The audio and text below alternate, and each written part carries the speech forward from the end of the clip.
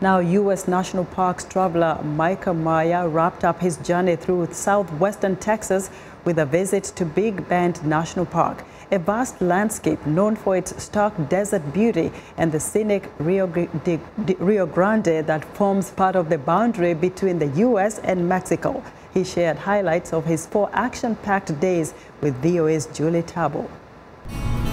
This is the view out of my side window. As National Parks traveler Mikah Meyer drove through Big Bend National Park in southwestern Texas, he was immediately struck by its beauty. Oh my gosh, is this place real? It's just this magical landscape that has really evolved over time.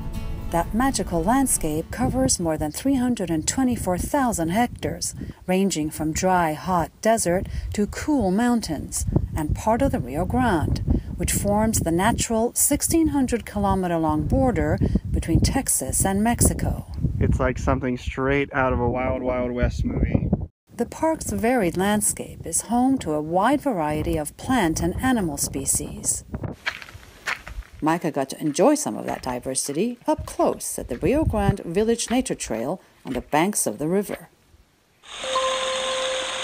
After his hike, Mikah immersed himself in the park's ancient hot springs, which are believed to have healing powers. Not the worst way to spend an afternoon. On day 2 of his trip, Mikah got to wade across the Rio Grande into Mexico. I'm approaching the middle, and it's still not even up to my knees. We have successfully walked across the Rio Grande from the United States to Mexico. Come on, buddy. Come on. He rode into town on a horse.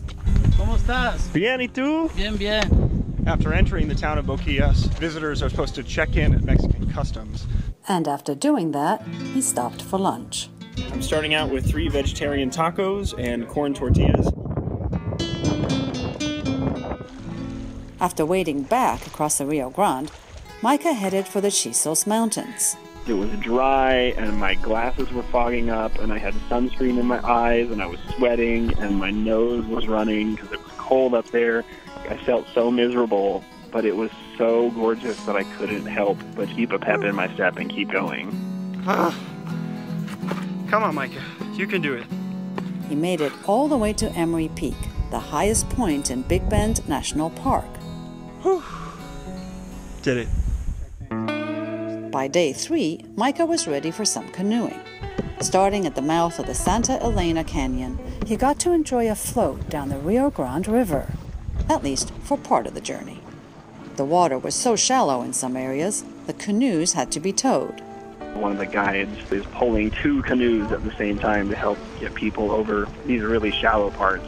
So it was not like the wild rafting excursion you might imagine. It was more like a very shallow canoe float. On his 4th and final day in the park, Mikah, who's on a mission to visit all 400-plus national park sites, was taken on a long and bumpy tour through some of Big Bend's most remote areas. I was exhausted and disgustingly dirty and dusty, but also fulfilled that I had really fully experienced this park and got to see portions of it that I never imagined I would get to. After his time in Big Bend National Park, Mikah says it's now one of his favorites. Julie Taboh, VOA News, Washington.